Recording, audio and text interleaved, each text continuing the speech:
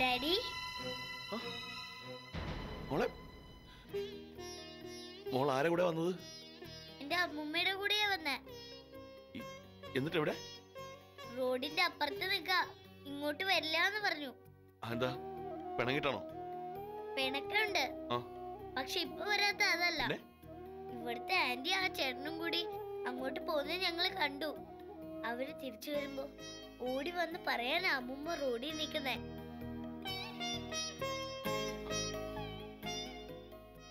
ഞാൻ ഡാഡിന്ന് വിളിച്ചോട്ടെ? എന്റെ പൊന്നുമോൾ ഡാഡിന്ന് വിളിക്ക്. ഡാഡി എന്തിനാ എന്നോട് പിണക്കം കാട്ടുന്നേ? ആന്റിനെ പേടിച്ചിട്ടാ?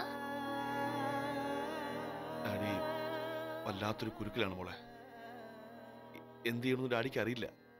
അപ്പം പറഞ്ഞില്ലേ എനിക്ക് സ്വത്തുക്കളുണ്ടെന്ന്? നമുക്ക് അങ്ങോട്ട് പോവാൻ ഡാഡി. ഇല്ല മോളെ, അങ്ങനെ ഒന്നും ഡാഡിക്ക് ഇനി പറ്റില്ല. പിന്നെ അങ്ങനെ ഡാഡി അങ്ങോട്ട് വന്നാ ഇവിടെ ഈ ആന്റി ചേട്ടനൊക്കെ ഒറ്റയ്ക്കാവില്ലേ? പാവല്ലേ ചേട്ടനും? അല്ല, ഒരു ദിവസം ഞാൻ ഇവിടെ വന്നപ്പോ ആ ചേട്ടൻ എന്റെ തലക്കിട്ട് ഞോടി. എനിക്ക് നല്ലോണം വേദനിച്ചു. ഇല്ല, ഇനി ആ ചേട്ടൻ അങ്ങനെ ചെയ്യത്തില്ല. ഡാഡി പറഞ്ഞിട്ടുണ്ട് മോള് പാവാണെന്ന്. കൊച്ചേ ഇങ്ങോട്ട് പോര്, അവര് വരുന്നുണ്ട്. ഞാൻ പോവാ ഡാഡി. മോളെ അതുവഴി പോണ്ട, ഇത് വിളിപ്പിക്കാം.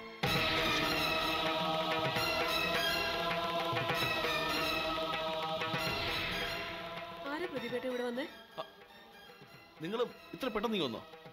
അല്ല എന്താ ചോദിച്ചേ? ഇവിടെ ആരാ വന്നേന്ന്? ഇവിടെ ആര് വരാൻ? പ്രതിഭേട്ട പൊട്ടം കളിക്കണ്ട.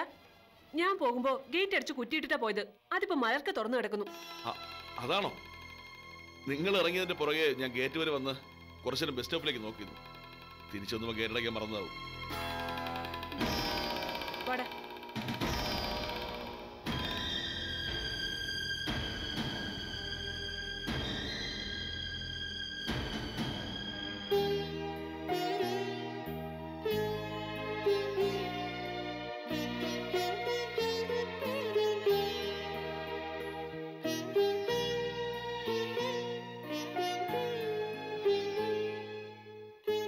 കൂടെ വന്നതാ കമ്പനി ഉടമസ്ഥ അല്ലേ മോനെ? അതെ അമ്മ. നല്ല കുട്ടിയല്ലേ? എന്ന് വെച്ചാ പരിചയപ്പെട്ടിടത്തോളം എനിക്ക് മോശമായിട്ട് തോന്നില്ല. നിന്നെ വലിയ കാര്യല്ലേ, അതുകൊണ്ടല്ലേ ഞാൻ തലചുറ്റി വീണു കേട്ട ഉടനെ നിന്റെ കൂടെ ഓടി വന്നേ. അമ്മ എന്താ പറഞ്ഞോണ്ട് വരുന്നേ?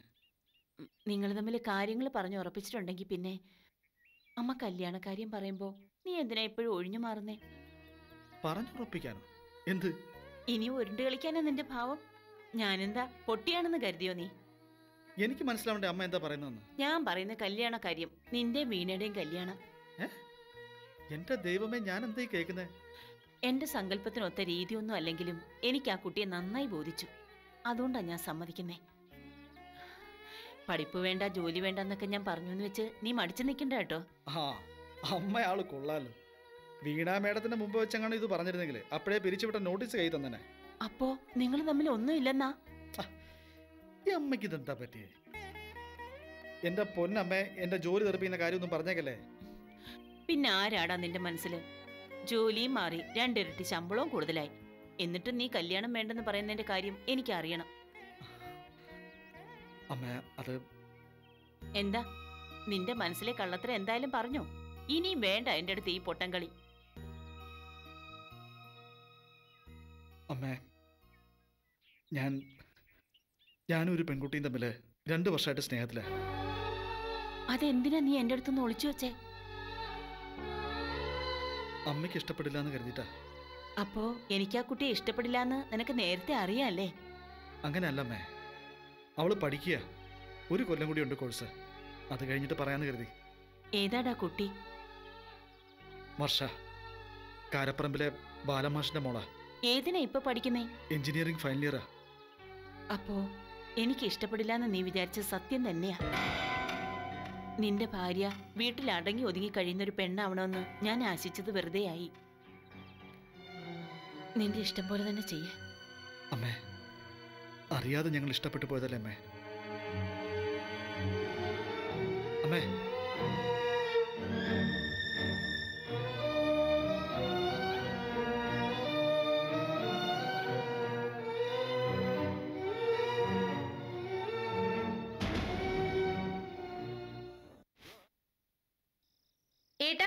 ഭക്ഷണം എടുത്തു വെച്ചോ? ഇല്ലേ മോളെ, ഞാൻ അച്ഛന്റെ കയ്യിൽ ഈ കുഴമ്പൊന്ന് പുരട്ടി കൊടുത്തോട്ടെ. സൂക്കേട് കാത്തു നിൽക്കും, എന്നാൽ വിശപ്പ് കാത്തു നിൽക്കില്ല. മോൻ കൈയഴി അവൾക്ക് വിളമ്പിക്കൊടുക്ക്. ചെല്ല്. ഇതെന്തൊരു കഷ്ടായത്. ഇത്ര അത്യാവശ്യമായിട്ട് കുഴമ്പ് വരട്ടെ നിക്കണമായിരുന്നു ഏട്ടാ.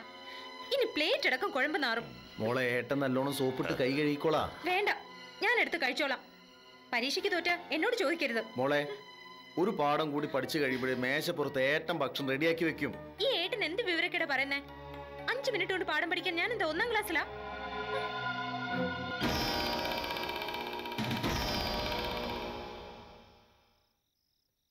എന്തിനാ മോനെ നിനക്കറിഞ്ഞൂടാത്ത കാര്യങ്ങളെ പറ്റി പറയണേ?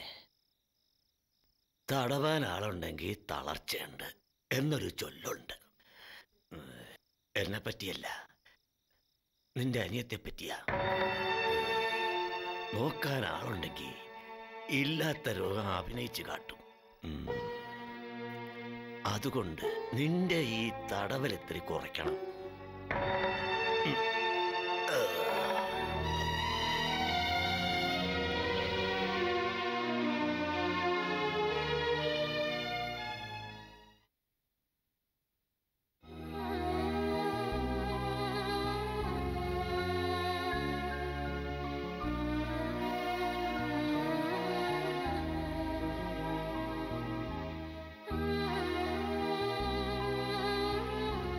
എന്താ മാഡം, എനിത്തിങ് ഇമ്പോർട്ടന്റ്? സുധീഷിന്റെ ജോലി കഴിയട്ടെ. ഏയ് നോ നോ, ഫിനിഷ്ഡ്. ഞാനൊരു കാര്യം പറയട്ടെ, ജസ്റ്റ് മൈൻഡ് റീഡിങ്. മേഡം വന്നു നിന്നപ്പോൾ മോണിറ്ററിൽ നിന്ന് നോട്ടം മാറ്റാതെ ഞാൻ സംസാരിച്ചത് മേഡത്തിന് ഇഷ്ടപ്പെട്ടില്ല, ദേഷ്യം വന്നു, ശരിയല്ലേ? റൈറ്റ്. വീട്ടില് സൈഡ് ബിസിനസ് ആയിട്ട് ജ്യോതിഷം ഉണ്ടോ? ഇല്ല, ഇപ്പൊ തോന്നുന്നു ഒരു ബോർഡും വെച്ച് തുടങ്ങിയാലോ ഒന്ന്. എന്നിട്ട് വേണം തല്ലുകൊണ്ട് ഹോസ്പിറ്റലായിട്ട് ഇവിടുത്തെ ജോലിയൊക്കെ മുടങ്ങാൻ. സുധീഷിന്റെ വീട്ടിലാരൊക്കെയുണ്ട്? അപ്പൂപ്പൻ, അമ്മുമ്മ, അച്ഛൻ, അമ്മ, ചേച്ചി, ചേട്ടൻ, അനിയത്തി, പിന്നെ എൻ്റെ ഭാര്യയും 2 കുട്ടികളും. ഇത്രയൊക്കെ വേണമെന്നാണ് എൻ്റെ മനസ്സിൽ ആശ. പക്ഷേ ഈ പറഞ്ഞെല്ലാമായിട്ട് എനിക്കൊരു അമ്മ മാത്രമേ ഉള്ളൂ. ഞാൻ കരുതിയ ഒരു വലിയ ഫാമിലി ആയിരിക്കുന്നു. ഭാര്യ 2 കുട്ടികളെന്നൊക്കെ പറഞ്ഞത് അത് മനസ്സിലാഗ്രഹ. അമ്മയ്ക്ക് വയ്യാതായി തുടങ്ങി മാഡം. ഒരു തലകറക്കം അമ്മയെ ശല്യം ചെയ്തുകൊണ്ടിരിക്കുക. ഡോക്ടർ എന്ത് പറഞ്ഞു? വലിയ ട്രീറ്റ്മെന്റ് ഒക്കെ വേണം. അമ്മ ഒരു പ്രത്യേക തരക്കാരിയാ. താൻ കാരണം ആരും ബുദ്ധിമുട്ടാൻ പാടില്ലെന്ന് അമ്മയ്ക്ക് വലിയ നിർബന്ധം. അമ്മയുടെ ജോലി ഭാരം കുറയ്ക്കാൻ ഒറ്റ വഴിയേ ഉള്ളൂ, ഞാനൊരു കല്യാണം കഴിക്കുക. ഐഡിയ കൊള്ളാം. ആരെങ്കിലും കണ്ടുവച്ചിട്ടുണ്ടോ? ഉണ്ട്. ആരാണാവോ ആ ഭാഗ്യവതി? വർഷ, ബിടെക് ഫൈനൽ ഇയറാ. ഞങ്ങൾ 2 വർഷമായിട്ട് സ്നേഹത്തിലാണ്.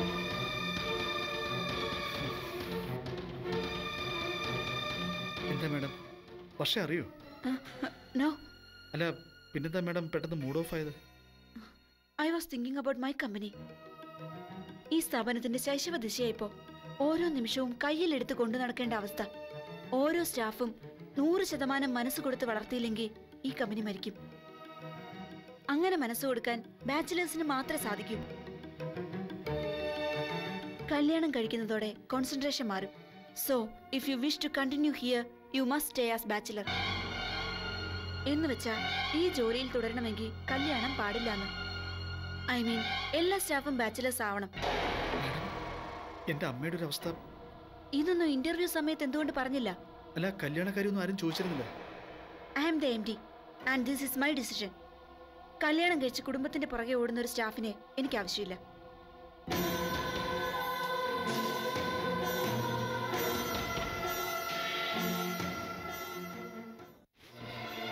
ഓരോ തവണ ഓരോ പ്രശ്നം. സത്യം പറഞ്ഞ MD പറയുന്ന കേട്ട് വിശ്വസിക്കാൻ പറ്റില്ല എനിക്ക്. സ്റ്റാഫ് മുഴുവൻ ബാച്ചിലേഴ്സ് ആയിരിക്കണം എന്ന് ഒരു MD വാശി പിടിക്കുക. അത് കമ്പനി നിയമമാണെന്ന് പറയുക. ഇതെന്തൊരു ക്രൂരതയാ. കമ്പനി 5 കൊല്ലം കൊണ്ടേ പച്ച പിടിക്കുള്ളൂ എന്നാണെങ്കിൽ 5 കൊല്ലത്തേക്ക് ഞാൻ കല്യാണം കഴിക്കാൻ പാടില്ലെന്ന്. ആഹാ, അവളാര് മറ്റുള്ളവരുടെ വ്യക്തി ജീവിതത്തിൽ ഇടപെടാൻ? ചെന്ന് രാജിക്കത്ത് അവളുടെ മുഖത്ത് വലിച്ചെറിഞ്ഞു കൊടുക്ക. നീ എന്ത് വിവരക്കേടായി പറയുന്നത്? നേരത്തെ 5000 രൂപ ശമ്പളം കിട്ടിയ സ്ഥാനത്ത് ഇപ്പൊ 12,000 രൂപ ശമ്പളം കിട്ടുന്നത്. കൂടെ അലവൻസ് വേറെയും. ഇത്രയും ശമ്പളം കിട്ടണമെങ്കിലേ വിദേശത്ത് എവിടെയെങ്കിലും പോണം ഞാൻ. ആ എന്ന് വെച്ച് അവളുടെ വൃത്തികെട്ട പിടിവാശിക്ക് വഴങ്ങി കൊടുക്കാനോ? അതെ, ഇങ്ങനെ ഇമോഷണൽ ആയാൽ ചിന്തിക്കാനുള്ള കഴിവ് നഷ്ടപ്പെടും. നമ്മൾ ഈ പാടക്കപ്പെടുന്നത് ഒന്നിച്ച് ജീവിക്കാൻ വേണ്ടിയിട്ടാ. അത് നടക്കില്ലെന്ന് 100% ഉറപ്പായാൽ രാജിക്കത്ത് 1 അല്ല 10 വലിച്ചെറിഞ്ഞു കൊടുക്കാൻ ഞാൻ. പക്ഷെ നിനക്കറിയാലോ, എൻ്റെ അച്ഛൻ വരുത്തി വെച്ച കടങ്ങൾ ഒരു വശത്ത്, മറുവശത്ത് അമ്മയുടെ അസുഖത്തിനുള്ള ചികിത്സാ ചെലവുകൾ. എല്ലാത്തിനും പണം വേണം. എന്തായാലും നിന്റെ കോഴ്സ് കഴിഞ്ഞിട്ടല്ലേ നമ്മുടെ വിവാഹം നടക്കൂ. പിന്നെ കുറച്ച് നാൾ കഴിയുമ്പോഴേക്കും ചിലപ്പോൾ MD യുടെ മനസ്സ് മറിയിക്കാം, കമ്പനി വലിയ നിലയിലേക്ക് എത്താം, കാര്യങ്ങളൊക്കെ പോസിറ്റീവ് ആവുകയും ചെയ്തേക്കാം. അതുകൊണ്ട് ഇപ്പോഴേ ചാടിക്കറി രാജിയൊന്നും വേണ്ട. അത് കൊള്ളാം. എന്നെ ഇട്ട് ചൂടാക്കിയിട്ട് ഇപ്പൊ എങ്ങനായോ? അത് പിന്നെ കാര്യങ്ങൾ നീ അറിഞ്ഞേ പറ്റൂ. മിക്കവാറും കല്യാണം കഴിഞ്ഞാൽ നീ പുരുഷ പീഡനത്തിന് ജയിലിലാവുന്നാ തോന്നുന്നേ. അയ്യടാ, ഏത് കോടതിയും പെണ്ണുങ്ങളുടെ കൂടെ നിൽക്കൂ. ആ അതൊക്കെ പോട്ടെ, MD എങ്ങനെയാ? ചെറുപ്പക്കാരിയാ? പിന്നെ ഭയങ്കര ആവേശമാണല്ലോ അത് പറയുമ്പോ. ആ താടക കല്യാണം കഴിച്ചതാ? ഏയ്, MD കല്യാണം കഴിച്ച പിന്നെ സ്റ്റാഫുകളോട് കല്യാണം കഴിക്കാൻ പാടില്ലെന്ന് പറയാൻ പറ്റൂ? സുന്ദരിയാണോ? ആ, എന്ന് വെച്ചാ അത്രയ്ക്ക് സുന്ദരിയൊന്നുമല്ല, എന്നാലും ഒരു സ്റ്റൈലൊക്കെ ഉണ്ട്. എന്നിട്ടാണോ സുന്ദരി അല്ലെന്ന് പറഞ്ഞേ? അത് പിന്നെ ഈ ലോകത്തെ ഏറ്റവും വലിയ സുന്ദരി നീ അല്ലേ എനിക്ക്? സോപ്പിടല്ലേ? അപ്പോ അതാണ് കാര്യം. എന്ത്? ഞാനൊരു കാര്യം ഉറപ്പിച്ചു പറയാം. ആ താടക സുധീഷിന് നോട്ടോട്ടിരിക്ക. ബെറ്റ് വെച്ചോ? മേഡം കോടീശ്വരിയാ, അതും അമേരിക്കൻ റിട്ടേൺ. എന്നെ പോലെ ഒരുത്തനെ. ഇയാളെന്താ അത്രയ്ക്ക് മോശ? കോടീശ്വരിയെ കൈ കിട്ടിയ സുധീഷും കോടീശ്വരനാവും, അത്ര തന്നെ. എന്റെ പൊന്നെ, ഈ വിഷയം അങ്ങ് വിട്. നമുക്ക് ചൈനയിലെ ഭൂകമ്പത്തെ കുറിച്ച് സംസാരിക്കാം. ഇവിടെ ഭൂകമ്പം നടക്കുമ്പോ എന്തിനാ മാഷി ചൈനയിൽ പോണേ? ഇതങ്ങനെ വിട്ടുകളയേണ്ട വിഷയമൊന്നുമല്ല. എനിക്ക് ആ താടകയെ നേരിട്ടൊന്ന് കാണണം. എന്റെ അമ്മോ, നീ കുളമാക്കി അടങ്ങുള്ളല്ലേ? ആ കുട്ടി എന്നെ നോട്ടം ഇട്ടിട്ടുണ്ടെങ്കിൽ അവിടെ നിന്ന് ചുമ്മാ നോക്കട്ടെ. നോട്ടത്തിൽ അലിഞ്ഞു പോകുന്ന വെണ്ണയൊന്നുമല്ലല്ലോ ഞാൻ. മുഖത്തോട് മുഖം എപ്പോഴെങ്കിലും കണ്ട അവൾ അറിയും ഞാൻ ആരാണെന്ന്.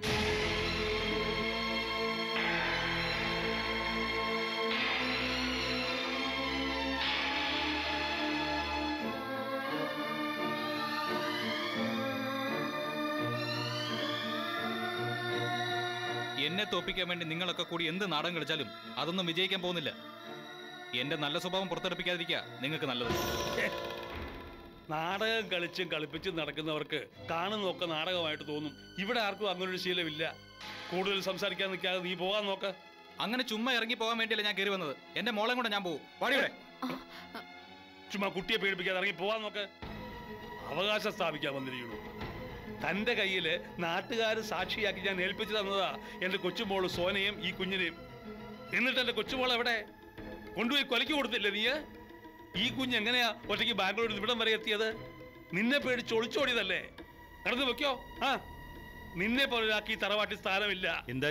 എന്താ ഇവിടെ? ദാ നിൽക്കുന്നു ഒരുത്തൻ, സോനമോളെ കൊണ്ടുപോയി കൊലയ്ക്ക് കൊടുത്തവൻ. ഇനി ഇവന് ഈ കുഞ്ഞിനെ കൂടെ വിട്ടുകൊടുക്കണമെന്ന് കൊലയ്ക്ക് കൊടുക്കാൻ.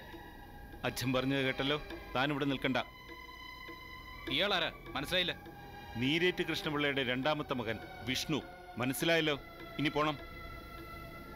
ആ, പോയിക്കോളാം. എന്താണോ ഇത്? ഇവളുടെ അമ്മ എന്നെ ഏൽപ്പിച്ചതാ ഇവളെ വളർത്തി വലുതാക്കാൻ. ഈ വീട്ടിലുള്ള ആരെയും വിശ്വാസം ഇല്ലാത്തതുകൊണ്ടാ. ഒരിക്കലും എന്റെ മോളെ ഈ വീട്ടിലേക്ക് കൊണ്ടുവരരുതെന്ന് മരണക്കിടക്കയിൽ വെച്ച് എന്നോട് പറഞ്ഞതാ എന്റെ സോന. എന്നെ കൊണ്ട് സത്യം ചെയ്യിച്ചതാ. എനിക്ക് ആ സത്യം പാലിക്കണം. നീരേറ്റിലെ ഒരുത്തനും എന്റെ മോളെ വളർത്തണ്ട. നീ കുഞ്ഞിനെ വിടുന്നോ അതോ ഞാൻ?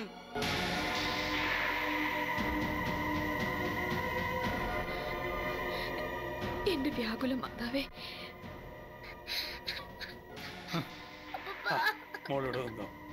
ഇപ്പൊ ഞാൻ വെറും കൈയോടെ പോകുന്നെന്ന് വെച്ച് തോറ്റു മടങ്ങാന്ന് നിങ്ങൾ ആരും കരുതണ്ട. കുട്ടിയെ കൊണ്ട് കോടതിയിൽ നിങ്ങൾ ഞാൻ വരുത്തും. ബാക്കി എന്ത് ചെയ്യണമെന്ന് എനിക്കറിയാം.